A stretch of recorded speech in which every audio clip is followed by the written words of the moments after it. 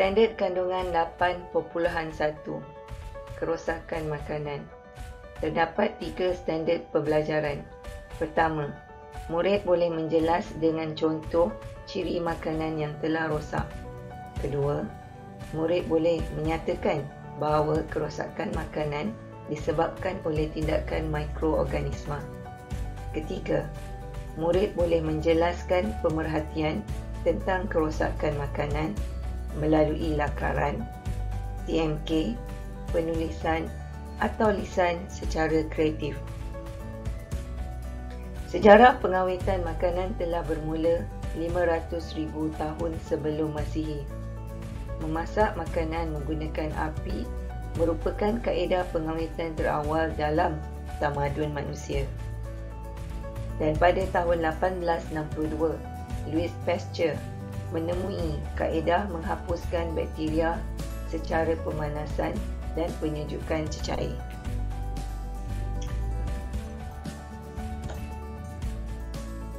Makanan yang rosak boleh diperhatikan dengan menggunakan deria penglihatan, bau, rasa dan sentuhan. Mari kita perhatikan ciri-ciri makanan yang rosak. Buah yang rosak berkulat, berubah tekstur dan warna. Ikan yang rosak berlendir, berbau busuk, berubah warna dan tekstur. Roti atau kek yang rosak berkulat dan mempunyai tumpuk kehitaman. Susu yang rosak akan berbau busuk, berbuih, berketul-ketul, berbau masam dan berubah tekstur. Nasi menjadi berlendir, lembik, berbau busuk dan berkulat. Sayuran yang rosak juga bertukar warna kekuningan, berkulat dan layu. Daging akan bertukar warna menjadi kehitaman, berbau busuk dan berlendir.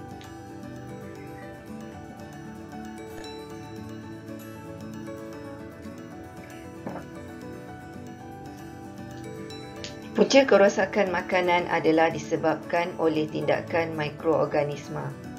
Sebagai contoh, bakteria Salmonella menyebabkan daging ayam menjadi busuk.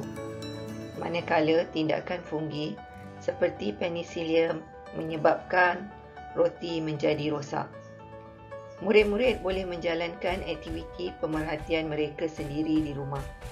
Contoh aktiviti seperti Spoil Food Ranger, iaitu mencari dan menyenaraikan bahan makanan yang rosak di dalam peti ais serta menggunakan deria penglihatan rasa dan bau. Cadangan aktiviti kedua adalah melakar dan mewarna gambar bakteria atau fungi perosak makanan.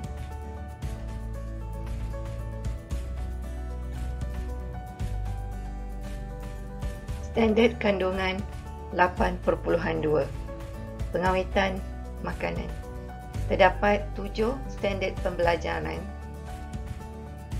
Pertama, memerihalkan tujuan pengawetan makanan. Kedua, menghubung kait kaedah pengawetan makanan dengan faktor yang mempengaruhi pertumbuhan mikroorganisma. Ketiga, menjalankan projek pengawetan sejenis makanan dengan pelbagai kaedah. Keempat, merumuskan terdapat makanan yang boleh diawet lebih daripada satu kaedah pengawetan. Kelima, mengitlak terdapat makanan boleh diawet dengan menggabungkan lebih daripada satu kaedah pengawetan. Keenam, memerihalkan kepentingan teknologi pengawetan makanan bagi memenuhi keperluan bekalan makanan. Ketujuh, menjelaskan pemerhatian tentang pengawetan makanan melalui lakaran, TMK, penulisan atau lisan secara kreatif.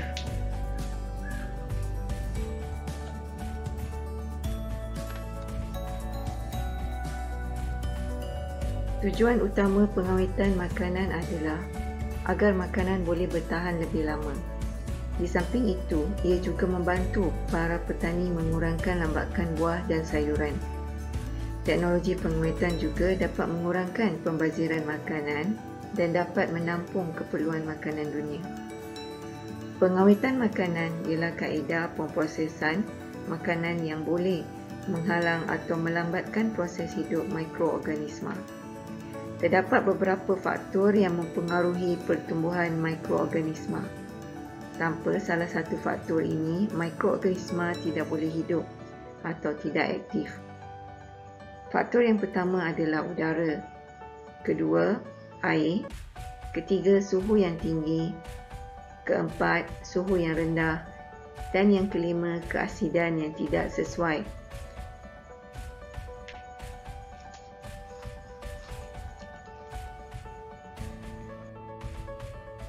Contoh projek pengawetan sejenis makanan yang mudah. Kita boleh menggunakan roti sandwich yang hampir tarikh luput untuk membuat biskut. Roti yang hampir luput itu juga boleh disejuk bekukan untuk mengelakkan kerosakan. Roti yang telah dibekukan itu boleh dimakan apabila dibakar menggunakan pembakar roti. Roti yang hampir luput juga boleh dimasak atau dididihkan untuk dibuat puding roti atau karamel. Melalui projek pengawetan roti ini, murid boleh membuat rumusan bahawa makanan boleh diawet lebih daripada satu kaedah pengawetan makanan.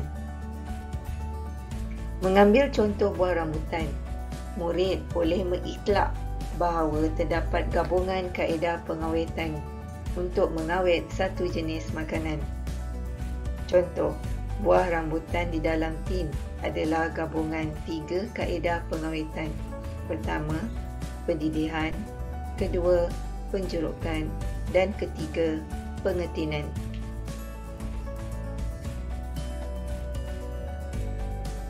Kepentingan teknologi pengawetan makanan adalah memenuhi keperluan bekalan makanan.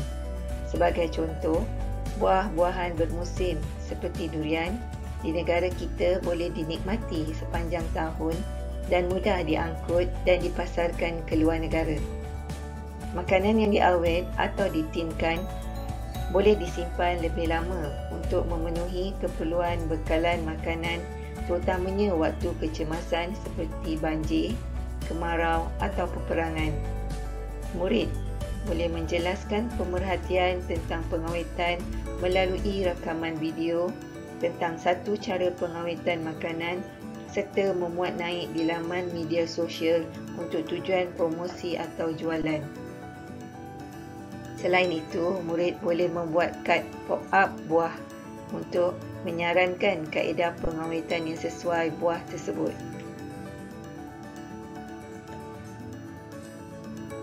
Pentaksiran bilik darjah. Bagi teknologi pengawetan makanan, TP1, murid boleh menyenaraikan ciri makanan yang telah rosak. TP2, murid boleh menyatakan tujuan pengawetan makanan. TP3, murid boleh menjelas dengan contoh kaedah pengawetan serta mengaitkan dengan faktor pertumbuhan mikroorganisma. TP4, murid menakul kepentingan teknologi pengawetan makanan. TP5, murid boleh merumuskan terdapat makanan yang boleh diawet dengan menggabungkan lebih daripada satu kaedah pengawetan supaya dapat disimpan lebih lama. Dan akhir sekali, TP6, murid boleh berkomunikasi secara kreatif dan inovatif tentang peranan teknologi pengawetan untuk kelestarian hidup manusia. Tajuk seterusnya bagi tema sains bahan ialah bahan buangan. Bagi standard kandungan pengurusan bahan buangan, terdapat 6 standard pembelajaran yang perlu dikuasai oleh murid. Standard pembelajaran yang pertama, murid boleh mengenal pasti bahan buangan berdasarkan jenis bahan buangan. Jenis bahan buangan seperti kaca, kertas, plastik, logam, sisa toksik, sisa makanan dan tinja. Standard pembelajaran yang kedua, murid boleh menyatakan maksud bahan buangan terbiodegradasi dan tidak terbiodegradasi. Bahan buangan terbiodegradasi ialah bahan yang boleh direpukkan oleh mikroorganisma.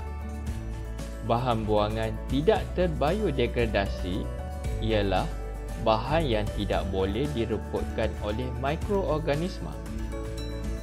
Standard pembelajaran yang ketiga, murid boleh mengelaskan bahan buangan kepada bahan terbiodegradasi dan tidak terbiodegradasi.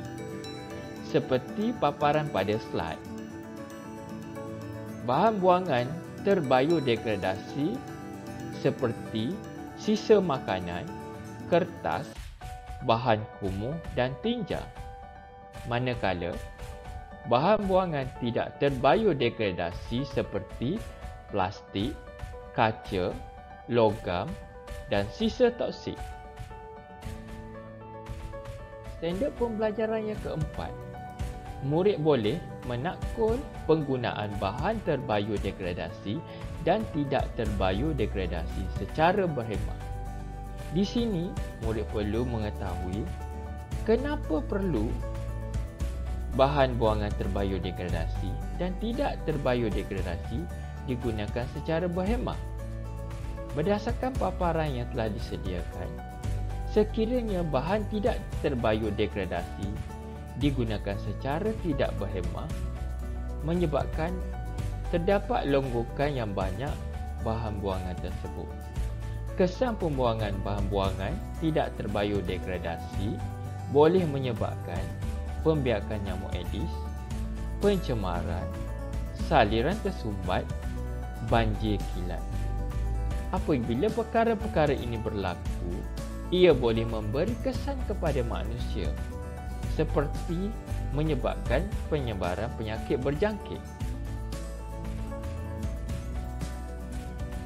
Standard pembelajaran kelima, murid boleh memerihalkan pengurusan bahan buangan secara terancang untuk kehidupan lestari. Pengurusan bahan buangan yang terancang seperti yang telah dilakukan oleh pihak berkuasa tempatan. Apakah peranan kita dalam amalan pengurusan bahan buangan? Sebagai pengguna, kita perlu mengasingkan bahan buangan mengikut jenis-jenis bahan buangan. Seterusnya, kita perlu bungkus dengan cermat.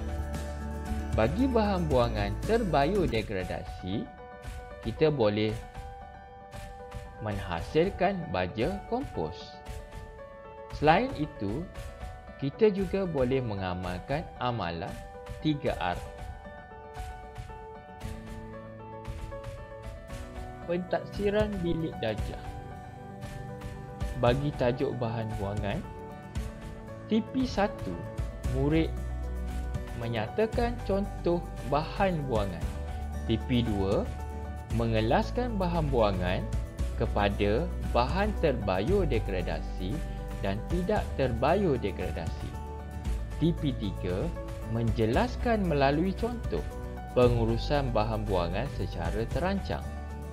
TP4, merumus penggunaan bahan terbiodegradasi dan tidak terbiodegradasi secara berhemah. TP5, menjana idea kesan pembuangan bahan buangan secara tidak terancang. TP6, berkomunikasi secara kreatif dan inovatif tentang peranan diri sendiri dalam mengurus bahan buangan di persekitaran untuk kehidupan yang lestari. Cadangan pentaksiran bilik darjah seperti penghasilan infografik kesan bahan buangan tidak terancang. Seterusnya, penghasilan projek kita semula. Guru boleh menggunakan apa-apa aktiviti yang sesuai bagi melaksanakan pentaksiran bilik darjah bagi tajuk bahan buangan.